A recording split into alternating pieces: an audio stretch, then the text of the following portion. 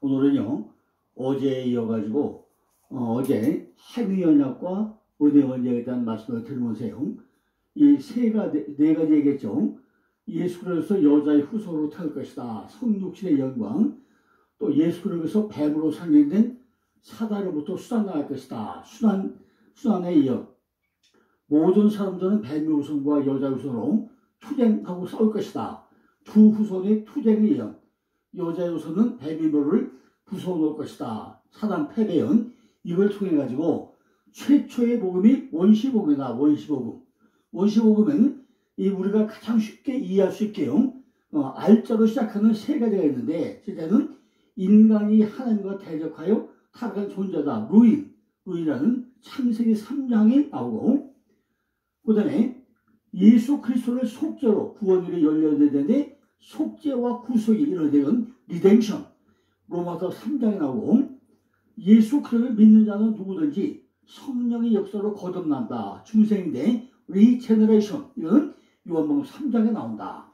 그리고요, 이 행위 언약과 은혜 언약이 점진적 계시로 설명하고 있는데, 이 성경에 보고 나면요, 이 언약이라는 것이 크게 15군데 나와요. 15군데.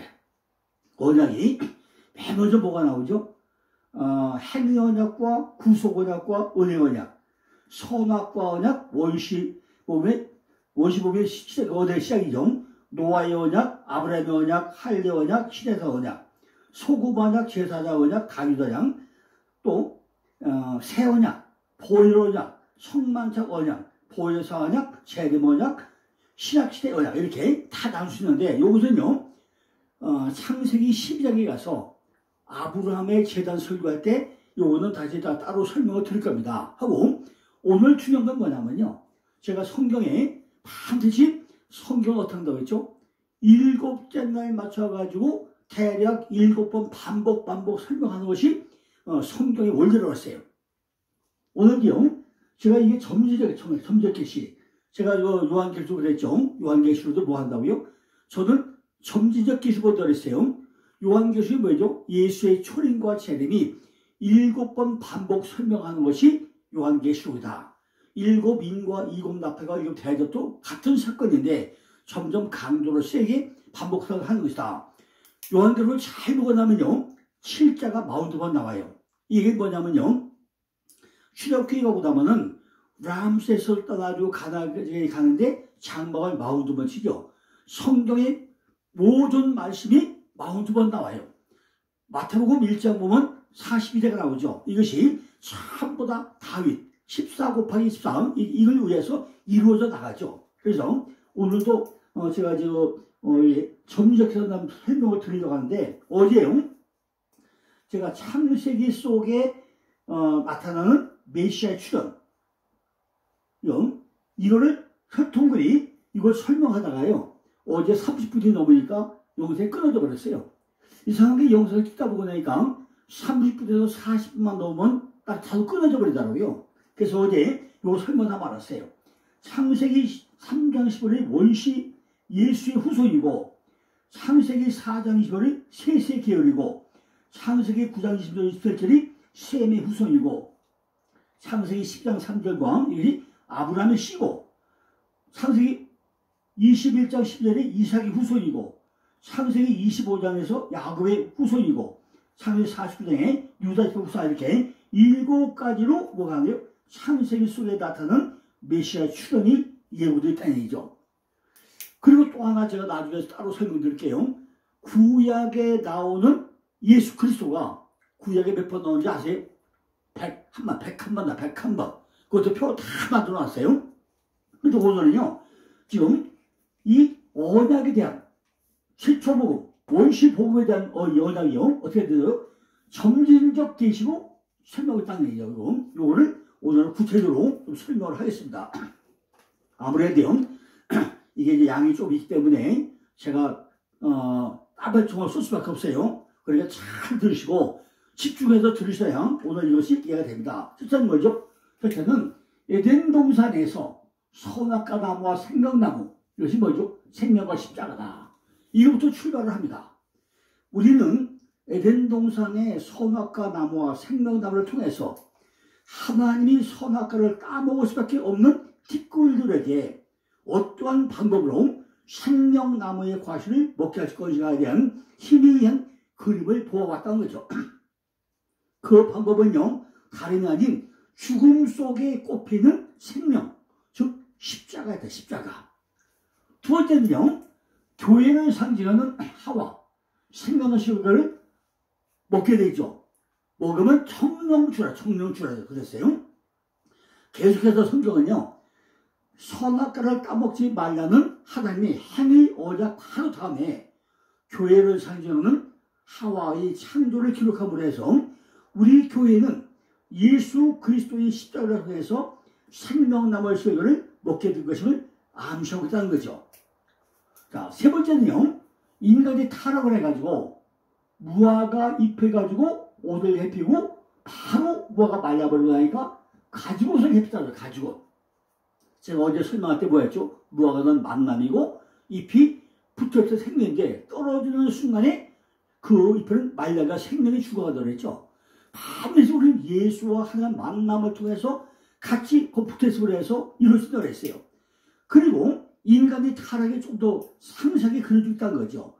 죽어야 할 자들의 부끄러움을 가리기 위해서 산자의 생명을 상징하는 피가 뿌려지고, 그죠? 그 존재의 희생이 필요하다는 것이 그 사건 속에 힌트 되어지고 있다는 거죠. 왜 하나님이 무화과 옷을 해폈다가 바로 말라버리니까 가지고 피해 복음, 그죠? 피해 복음을 왜 시작하느냐? 그러니까 배먼이 뭐죠? 선악과 나무에서 하와를 통해서 정령 주유하고 나서 무화과 해피다가 가지고 되면 점점 어떻게 점점 이렇게 깊게 설명해 가고 다니기 점지적 계시예요. 네 번째는요. 네 번째는 뭐죠? 행위언약과 은혜언약이고 이게 또 뭐 어디예요? 행위언약과 은혜언약에서 뭘 간다고요? 노아의 언약으로 흘러갑니다. 이렇게 흘러가요. 점저로 그 선악과 나무와 생명나무에서 시작된 행위언약과 은혜언약은 계속해서 어떠한데요? 노아의 언약에서 반복 설명하고 있다는 거죠. 잘 생각해보세요. 하나님이 태초에 천지를 창조하고 인간을 만들어 놔가지고 창세기 6장까지 잘 왔잖아요. 그런데 왜 창세기 6장 7장에 와가지고 홍수를 통해서 싹 다 죽여버리냐는 거죠. 그죠? 하나님과 120년 동안 기다리면서 인내하면서 하나님의 아들과 사람의 딸들이 전부 폐역함으로 인해서 홍수를 싹 죽여버리잖아요. 왜 죽여요? 그죠? 그러니까 이런 것도 잘 봐야 된다는 거죠. 그죠? 이미 선악과 나무와 생명나무로 시작된 행언약과 은혜언약은 계속해서 어떠고요? 노아 언약에서 반복되어지고 있다는 거죠. 하나님은 그들을 몽땅 죽여버렸어요. 그리고 또하죠. 창세기 9장 가고 나니까 뭐죠? 무지개 언약을 무지개가 또 줘요. 너희는 이렇게 몽땅 죽어야 할 존재가 되겠다. 이걸 기억하라. 이것이 무지개 언약이죠. 자, 다섯 번째죠. 노아 언약은 어디로 가야 되지? 창세기 17장에 할례 언약으로 갑니다. 할례 언약으로 가요. 그죠? 그 노아의 언약은요, 창세기 11장에 할례 언약으로 이어집니다. 아브라함이 하나님과의 언약을 어기고 하갈에게서 이세벨을 낳자 하나님께서 어떻게 하죠? 13년 동안 떠나버려요. 아브라함이 선악과를 따먹으도록 또 등장하고 있다는 거죠. 그런데 하나님께서 아브라함이 99세가 되던 데에 나타나가지고 아브라함을 꾸짖죠. 17절 와서 나는 엘샤다의 하나님이다. 네가 지금까지는 아브라함이었고 네 아내는 사라였는데 이제는 너는 아브라함이 되고 네 아내는 사라가 될 것이다. 사라에서 사라가 될 것이다. 이렇게 이름 바꿔주죠. 나는 천등은 하나님이다. 너는 내 앞에서 완전하라. 이것이 뭐죠? 행위 언약이잖아요. 하나님은 그렇게 하나님의 언약을 재확인하시고는 아브라함의 범죄함에 관계없이 일방적으로 그 후손에게 복을 주시겠다고 또 언약을 합니다. 하나님의 말씀에 순종하지 않은 죄인인 아브라함에게 그의 행위와 관계없이 복을 쏟아 부어주겠다는 거예요. 근데 조건이 있죠. 뭐라고요? 너는 할례를 받아라. 너도 말고 너희 온 가족이 네 자손들이 전부 다 할례를 받아라. 할례는 뭐죠? 육적인 생식기 끝을 잘라버리는 거잖아요. 육적인 속성을 잘라버리는 거잖아요. 할례라는 것은 하나님의 백성들에게만 주어지는 그런 의식이죠. 할례는요, 만기 8일째 된 남자의 생식기 표피를 잘라버리는, 끝을 잘라버리는 거잖아요. 그러니까 육적인 속성 가지고 애를 만들지 말고 영적인 속으로 넘어간 거 가지고 애를 만들려고 하잖아요. 그죠? 이는 히브리 사람들의 사고에서 생식기, 곧 생명을 말하고 있다는 거죠. 따라서 할례를 하라는 말은요, 하나님의 백성들은 인간의 육체를 따라 난 것이 아니라, 다른 말로 인간의 행위와 노력으로 말미암은 것이 아니고 오직 하나님의 방법으로 택하시고 건져내심으로 해서 이루어진다는 것을 상징하고 있다는 거죠. 너희가 만일 너희 힘과 노력으로 나의 행위와 언약을 지켜내려 한다면 너희는 모두 죽을 수밖에 없는 존재다. 그러니 나는 나의 아들을 제물로 쪼개짐으로 할례, 쪼개짐으로 말미암아서 너희 행위와 관계없이 나의 방법인 은혜로 너희를 살려낼 것이다. 이것이 17장의 할례 언약이죠. 이미 하나님은 창세기 15장에서요 고개가 잘라서 이미 그죠? 일방 통관을 했단 말이었죠. 잘라놓고. 그런데 17장에서 뭐하죠? 네가 할례 받으라고 얘기해요. 여섯 번째는요, 이제 추가로 말이죠. 추가로 와서 뭐죠? 십자가에서 약속했던 어디로 가나안에 가라는 얘기죠. 우리는 출애굽기에서도 선악과 나무와 생명나무, 행위 언약과 은혜 언약 상호 관계가 만들어내는 십자가를 발견해내야 된다는 거죠. 우리가 그러니까 성경을 볼 때요, 보는 눈이 열려야 돼요. 그냥 성경을 쭉 읽어나가는 것이 아니라, 이것이 어떻게 연결되어 가구나. 이 점진적 계시가 어떻게 흘러가구나. 이거를 잘 봐야만이 성경의 맥을 우리가 이어갈 수 있다는 그 얘기입니다. 그러니까 출애굽기에서 드디어 뭐예요? 선악과 나무와 생명나무, 행위 언약과 은혜 언약 상호 관계에 이제 뭘 만들어요? 드디어 십자가로 이어진다고 했다는 거죠. 하나님은 죽어야 할 세상을 상징하는 그 애굽에서 하나님께서 구별해서 선택하신 하나님의 백성들을 참다죠 탈출시켜서 약속의 땅인 가나안에 들어가게 만들고 있다는 거죠. 6월절 어린 양의 피를 문설주에 바르고서 전부 다 살아나게 한다는 것입니다. 하나님은 애굽의 모든 장자들을 다 죽이시겠다고 모세에게 말씀했죠. 그죠? 그러나 어린 양의 피를 문설주에 바른 집의 장자는 모두 살려주겠다고 약속을 했습니다. 그죠? 그러나 어린 양의 피 다 문설주 발려야 되겠죠. 장자라는 개념은 모든 인간은 상리로 내포하고 있는 개념이 장자는 장자. 히브리 사람들에게 있어서 장자는요, 남자를 대표하고, 그죠? 남자는 한 가정을 대표하는 거죠. 그러니까 한 가정의 장자를 죽이신다는 것은 그 가족 모두를 죽이는 것과 같은 의미를 담고 있다는 거죠. 하나님은요, 애굽의 장자를 죽이심으로 세상을 상징하는 애굽의 모두를 죽이겠다. 그런 얘기죠. 그런데 오직 이스라엘에게만 단지 택함을 받았다는 이유로 살려내겠다는 거예요. 그런데 그 은혜의 십자가는 점도 없고 흠도 없는 어린 양이 대신 죽음으로 주어지게 될 것임을 6월절 사건에서 암시하고 있다는 거죠. 그 선악과 나무와 생명나무 이야기는 홍해를 건너는 사건에서 좀 더 밝게 들어있다는 거죠. 그죠? 이렇게 출애굽에서 십자가에서 다 이것도 다 가서 들고 가는데 어떡하죠? 이스라엘만 애굽에서 나오도록 하고 어디 보내요? 홍해를 건너가게 한 것이 7번째예요. 이스라엘은 애굽에서 나와가지고 홍해를 건너게 될 거라는 거죠. 홍해는요, 저주받은 자들이 모두 빠져 죽게 될 저주의 바다를 상징하고 있는 거예요. 이스라엘은 그 저주의 바다를 싹 건너죠. 잘 보세요, 목사님들. 전부 다 목사님 90%가요. 홍해에서 침례의 바다 나왔다고 해요. 근데 잘 보면요, 홍해는 어떻게 일어났죠? 마른 땅가 이거 마른 땅. 그럼 거기서 침례 받았을까요? 아니, 이스라엘 백성이 건널 때 모세가 지팡이를 딱 하고 나니까요, 홍해가 좌와 우로 갈려, 좌와 우. 좌와 우로 갈려져요, 홍해는. 요단강은 위와 아래로 갈려져요. 그런데 홍해는요, 마른 땅을 건너갔다, 마른 땅. 그럼 거기서 물에 빠져 죽었을까요? 잘 보셔야 돼요. 그죠? 절대 안 죽었어요. 그러니까 어떻게 이따 설명하겠지만은, 광해에 와가지고 1세대 다 죽여버려. 1세대를 죽여버리는 거예요, 그래서. 그죠?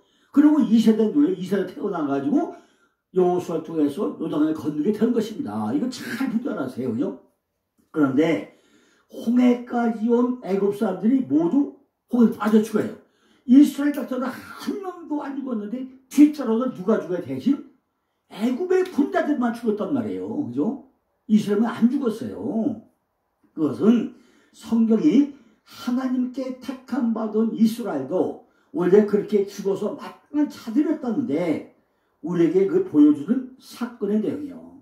네가 죽어야 되는데 네가 안 죽고 대신 누가 죽었다고요? 애굽의 군대들을 죽였다. 그 얘기죠. 이스라엘도 역시 선악과를 따먹을 수밖에 없는 티끌 같은 존재들이었다는 거죠. 그런데 하나님은 그들을 모두 살려내고 뭘로 살려내요? 십자가로 살려냈다는 거죠. 마침 에덴 동산에서 아담에게 너 선악과를 먹으면 죽는다라고 얻어냈던 그 모습이 또 한 번 그대로 재현되는 장면을 우리가 발견해야 된다는 거죠. 하나님은 이제 아담이라는 개인이 아니라 민족의 단위로 은혜 언약을 설명하고 있다는 거죠. 아담이라는 개인에서 노아의 식구, 가족에서 노아의 가족에서 아브라함의 부족에서 출애굽기 한 민족으로 이렇게 점점 그 이야기를 확대해가고 있다는 거죠. 이걸 잘 분별해서 잘 들어보세요. 그리고 잘 확인해 보세요. 얼마나 중요한가. 뭐라고요? 아담이라는 한 개인에서 민족이라는 단위로 은혜원적이 되는데 아담이라는 개인에서 노아라는 식구, 가족으로 노아의 가족에서 아브라함의 부족으로 아브라함의 부족에서 출애굽기 한 민족으로 점점 확대되고 있다는 거죠. 이스라엘 백성들은 아담이 그랬던 것처럼 네 지키겠다 하고 자신있게 대답을 해요. 과연 지켰을까요? 그러나 이스라엘은 그 언약을 한 번도 안 지켰어요. 절대 안 지켜. 그죠? 또 누구 모습이? 우리 모습이죠. 예 하고 돌아서면 끝이야. 그죠? 안 지켜요. 이스라엘은 피를 뿌려가며 선악과 안 먹겠습니다 하고 맹세를 했음에도 불구하고 그 언약을 지켜낼 수가 없었다는 거예요. 이제 선악과를 따먹은 에덴 동산의 아담이 이스라엘이라는 민족으로 설명이 되어지고 있다는 것입니다.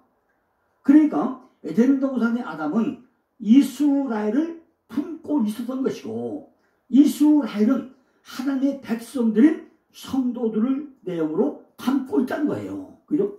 잘 이해하세요. 다시 얘기할게요. 뭐 한다고요? 하나님은 에덴 동산의 아담은 이스라엘을 품고 있었던 것이고 이스라엘은 하나님의 백성들인 성도를 담고 있다는 거죠. 하나님은 그럼에도 불구하고 그분의 언약대로 이스라엘을 가나안 땅에 집어넣더라는 거예요. 그들은 비록 범죄해가지고 죽어야 할 자들이었지만 하나님께서는 그분의 은혜로 생명 남은 실과를 먹였다는 거죠. 그러면 아직 성경에 대해서 잘 모르시는 분들은요, 출애굽한 이스라엘은 광야에서 모두 죽지 않았느냐 질문하겠죠. 그러나 성경이 출애굽기 여정수에서 우리에게 말씀하고 간 메시지는 출애굽 세대가 광야에서 모두 죽었다는 것에 강조점을 두고 있는 것이 아니라는 거예요. 이스라엘의 출애굽 여정은요, 선악과를 따먹은 자들은 모두 다 죽어야 해도 불구하고 1세대 다 죽어야 되죠. 하지만 그들을 하나님의 은혜로 새 사람으로 만드셔가지고 2세대 반드시 약속의 땅에 넣으시겠다는 행위 언약과 은혜 언약이 십자가를 보여주고 있다는 거죠. 그죠? 그래서 광야에서 죽은 자들의 숫자와 가나안에 들어간 숫자가 정확하게 60만 명. 1차가 뭐였죠? 60만 3,550명인데 2세대가 몇 명이었죠? 60만 1,730명이죠. 이렇게 맞추겠다는 거죠. 자, 이제 여덟 번째 뭐죠? 이 홍해를 건너서 가나안에 핥혔다죠. 은혜의 중보자 바로 누구 넘어가죠? 여호수아로 넘어가죠. 여기서 그 은혜의 중보자 이름이 드러나는데 누구죠? 바로 여호수아, 예수아, 그죠? 바로 예수를 모형한 예수 말이죠. 여호수아는 히브리 말로 이게 뭐죠? 예수아, 그죠? 야사에서 유래했고요. 여호와는 구원이시다. 하나님은 광야에서 죽었던 1세대와 조금도 다름없이 태역한 2세대를 오직 은혜로 예수라는 이름을 가진 인도자를 앞세우고 법궤를 앞세우고 양양 앞에 불면서 어디로 내죠? 요단강을 건너는데 요단강이 한 번 쪼개지죠. 위와 아래로 휘장이 씌어져 그죠? 그들에게 침례의 의식을 베푸시고 가나안에 들어보내죠. 근데 여기서는 특별히 이것이죠. 이스라엘의 12발 상징하는 돌 12개를 요단 강 가운데 묻어놓고 다른 돌 12개를 길 건너 세워놔가지고 확실하게 너는 여기서 죽었다. 아주 확실하게 증거를 세워놓죠. 그것이 홍해와 요단의 다른 점이죠. 그러니까 모세는요. 한이 언약인 율법의 대표로 광야에서 죽는 것이고 다시요. 모세는 한이 언약인 율법의 대표로 어디서 죽어요? 광야에서 죽어요. 가나안에 못 들어가요. 여호수아는 은혜의 대표로 가나안에 들어간다니죠. 예수하니까. 그죠? 이제 선악과 나무와 생명나무에서 어디까지 했죠? 가나안까지 입성을 연결됐죠. 자, 그러면 이제 어디 넘어가야죠? 다윗대로 넘어가야 되겠죠. 한 국가에서 다윗 언약이 이루어지죠. 그 십자가 이야기는 다윗의 때에 이제 한 국가에 적용이 됩니다. 드디어 나라의 개념이 등장하고 있다는 거죠. 하나님은요, 하나님의 의뢰의 언약은 에덴 동산의 아담과 하와만 주어진 게 아니라 하나님의 나라의 모든 백성에게 주어진 것임을 다윗 언약에서 다시 한번 보여주고 있다는 거죠. 하나님은 하나님이 거하실 성전을 지켰다는 다윗에게 하나님이 거하실 성전은 다윗 후손이 세울 것이다 라고 천명하고 있다는 거죠. 그 다윗의 후손은 1차적으로 평강의 왕이라고 이름을 가진 솔로몬, 샬롬, 구속사 속에서 해석되게 되지만은 그 후손은 바로 누구죠? 예수 그리스도임을 우리는 알 수가 있다는 거죠. 왜냐하면 하나님께서 다윗 왕국이 하나님 앞에서 영원히 보존된다고 약속했는데 다윗 왕국은 솔로몬의 아들 르호보암 때 불로 갈라지죠. 그래서 BC 722년에 북이스라엘이 아수르에게 BC 580년에 남유다가 바빌론에게 망을 내리게 되죠. 만일 다윗손이 솔로몬만을 가리키는 것이라면 하나님은 거짓말을 한 것이나 마찬가지라는 거죠. 그러니까 하나님께서 나단을 통해서 다윗에게 하신 언약은 예수 그리스도에 의해 가지고 세워질 의뢰의 나라, 영원한 하나님 나라를 상징하고 있다는 걸 설명해 주는 것입니다. 오직 은혜로 세워진 그 나라만이 영원하다는 거죠. 따라서 너희들은 너희 은혜 속으로 들어와서 내가 내 아들을 통하여 이루는 나라에 거하게 한다. 이게 뭐죠? 새하늘과 새 땅을 예비하고 있다는 거죠. 선악과 나무와 생명나무 이야기를 좀 더 자세히 계시하는 내용이라는 거죠. 이렇게 선악과 나무와 생명나무 이야기는 선지서에 이제 구체적으로 새 언약으로 이름으로 나타났다는 거죠. 어디서? 예레미야 31장 31절 34절, 에스겔 36장 24절 28절도 자세히 설명을 해요. 따라서 행위 언약에 따르면 그들을 모두 죽어야 했다는 거죠.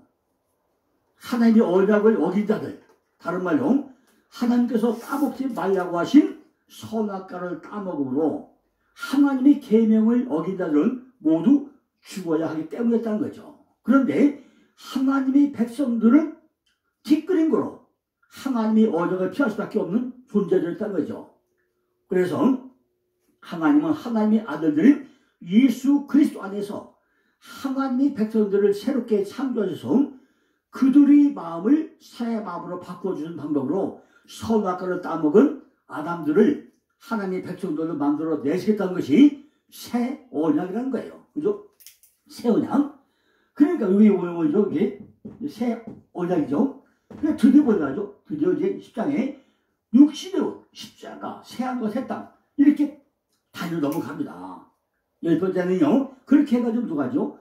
드디어 예수께서 육신의 옷을 입으시고 이 땅에 오셔가지고 에덴 동산에부터 시작해가지고 구약 전체 성경에 점진적이며 반복적으로 기록이 되는 행위 언약과 은혜 언약이 어떻게 실현되어 완성이 되는지를 역사 속에서 성취해 내시는 겁니다. 똑같이 요한계시록 때용 예수의 철배자름이 7번 반복하는 점진적 계시예요. 점진적 계시. 그러니까 요한계시록을 볼 때요, 전천년, 후천년, 무천년 이걸 추정하는 분들은요, 전부 다 전 가짜로 봐요. 절대 그 얘기가 아니거든요. 그죠? 그러니까 이렇게 점진적 계시로 넘어간다고요. 주님께서 십자가에서 벌거벗겨져 가지고 죽으심으로 벌거벗은 것이 부끄러워 하나님으로부터 숨었던 아담의 부끄러움이 전부 다 가려야 된다는 거죠. 주님께서 나의 하나님 어찌하다 버리시나이까라고 외치던 그 하나님으로부터 버려지실 때 우리가 그 선악과를 따먹고 버려져야 했던 그 버려짐의 자리에서 하나님의 품으로 돌아올 수 있게 되었던 거예요. 그 결과 이제 우리는 선악과 나무가 사라진 생명나무 안에 있는 하나님의 나라가 완성이 된다는 거죠. 이처럼 창세기의 창조와 에덴 동산에서부터 시작해가지고 선악과 나무와 생명나무, 즉 행위 언약과 은혜 언약이 상호 관계에서 조절되는 십자가, 그게 어떻게 점진적으로 밝게 계시고 있는지를 우리가 한번 구체적으로 살펴봐야 된다는 거예요. 그죠? 그러니까 요한계시록 20장 1절 보니까요, 내가 새하늘과 새 땅을 보니 처음 한 것처럼 없어졌고 바다도 다시 있지 않더라 그랬어요. 여기 보시고 나면요, 창세기의 창조가 언약을 담고 있던 것이 분명하다는 거죠. 바다가 물려가고 어둠이 물려가고 설과 새 땅이 반드시 만들어 내시겠다는 하나님의 의지가 창세기의 창조 기사에 들어있었던 것이 요한계시록에서 확인이 되고 있다는 거죠. 그걸 목사들이 다 확인을 해 보셔야 됩니다. 그리고 에덴 동산의 선악과 나무와 생명나무, 그리고 그 동산을 적시고 흐르는 강이 새 하늘과 새 땅에서 어떻게 완성이 되고 있는지 그것도 확인을 해 보셔야 되는 거죠. 한 가지 뚜렷한 차이는요, 요한계시록에는 선악과 나무가 없어졌다는 거예요. 그 말은 이제 probation is over. 하나님의 시험은 이제 끝났다. 그 얘기예요. 그죠? probation is over. 하나님의 시험은 이제 다 끝났다 얘기죠. 이제 생명나무 열매를 먹은 자로서 적어도 나를 향한 하나님의 뜻과 계명을 지키는 자로 살아야 하지 않게 되냐는 거죠. 주님께서 아담에게 부여된 선악과를 따먹지 말라는 말로 상징된 하나님의 계명의 내용을 한마디로 뭐라고 우리가 요약을 해야 될까요? 그죠? 주 너희 하나님을 사랑하고 내 이웃을 내 우선 사랑하라. 이 말씀 아닐까요? 그러니까 잘 보세요. 홍해는 물이 좌와 우로 갈라졌죠. 요단강은 위와 아래로 갈라졌죠. 그럼 뭐가 만들어진 거예요? 이미 십자가가 만들어졌죠. 홍해는 마른 땅을 건너고 요단강은 강 속에 돌 묻어놓고 휘장이 찢어졌어요. 한시가 만들어진 게 이것이 이웃사랑, 하나님 사랑, 이걸 설명했다는 거죠. 이 계명이 바로 선악과를 따먹지 말라는 명령이 담고 있던 내용이라는 거죠. 우리는 이제 예수 그리스도의 은혜로 그 계명을 지켜낸 자가 되었다는 것입니다. 이것이 바로 내 이웃을 사랑하는 것으로 드러나고 있다는 거죠. 자, 이제 마지막 결론은요, 여자는 교회에서 나시, 여자는 잉태한 고통을 보였다. 아담은 땅이 저주받아 이렇게 하는데, 요거는요, 내일 다시 설명하던가, 또, 다음 시간에, 이제, 가죽옷을 입게 한 자들이 삶에 된 것이 창세기 3장에 다시 또 설명해야 돼요. 그래, 가죽옷을 입은 자, 어떻게 살릴까? 이 부분은 제가 내일 다시 정리해 또 설명을 드리겠습니다. 오늘 어쨌든 간에, 이렇게 성경은요, 전부 다 창세기 속에 나타난 메시아 출현도 7가지로 점진적으로 설명을 하고 행위언약과 은혜와 최초의 복음도 돼요. 이렇게 점진적으로 쭉 계속 설명한 것이 성경이다. 우리가 성경 보는 눈이 열려가지고 성경 하나를 읽을 때마다 아 이게 이렇게 흘러가는구나 완벽하게 발견해가지고 그죠? 목사님들이 성경을 100% 정확히 깨닫는 시간 되기를 간절히 기원드렸습니다. 감사합니다.